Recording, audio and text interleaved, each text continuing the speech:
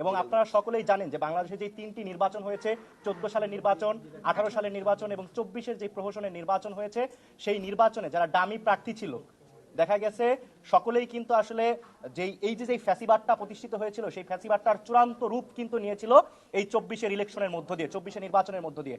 24-এর নির্বাচনের মধ্য দিয়ে বাংলাদেশে যেই ছাত্রদের উপর যে গণহত্যা, ছাত্র জনতার উপর যে গণহত্যা পরিচালনা করা হয়েছে, এই গণহত্যার কিন্তু বৈধতা সময়ের যে সংসদ রয়েছিল, যারা সাংসদ রয়েছিল তারা কিন্তু এটা দিয়ে গিয়েছিল।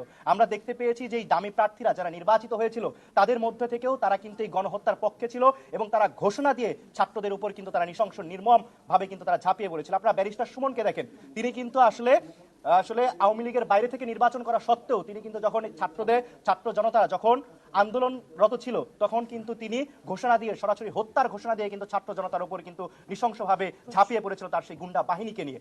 সুতরাং এই 24-এর ইলেকশনে যারা অংশগ্রহণ করেছে এবং যারা ডামি প্রার্থী ছিল এবং যারা বিজয় হয়েছিল তারা যাতে করে আসন্ন আমাদের যেই নির্বাচন রয়েছে 26-এর নির্বাচন, সেই নির্বাচন অনেক বেশি অংশগ্রহণমূলক সুষ্ঠু নির্বাচন হবে এবং বাংলাদেশ একটি গণতান্ত্রিক যাত্রায় প্রবেশ করবে। তো সেই জায়গা থেকে আমরা একটি কনসার্ন জানাতে এসেছি যাতে করে যারা 24-এর আমরা একই সাথে আমরা কনসার্ন জানানোর পাশাপাশি আমরা কিন্তু লিগেল নোটিশও দিয়েছি নির্বাচন কমিশনকে যাতে করে 24-এর ডামি নির্বাচনে যারা প্রার্থী ছিল তারা যাতে করে কখনোই কোনোভাবেই যাতে করে এই 26-এর নির্বাচনে তারা যাতে প্রার্থী হতে না পারে সেই লক্ষ্যে আমরা লিগেল নোটিশ পৌঁছে দিয়েছি এবং আমরা প্রয়োজনে আমরা রাজপথে তুমুল আন্দোলন গড়ে তুলব এবং এটা আমাদের অঙ্গীকার। কেননা আমরা এটা বুঝতে পারছি যে ফ্যাসিবাদের দোসর যারা ছিল তাদের প্রত্যেককেই বিচারের আওতায় নিয়ে আসতে হবে। কেননা 24-এর গণ অভ্যুত্থানের পরে গণহত্যার যারা বৈধতা উৎপাদন করেছিল, গণহত্যায় যারা আর্থিক সহায়তা দিয়েছিল এবং যারা এই গণহত্যার প্রেক্ষাপট তৈরিতে বিভিন্ন সময় কাজ করে গিয়েছিল তাদের উপরে যেইভাবে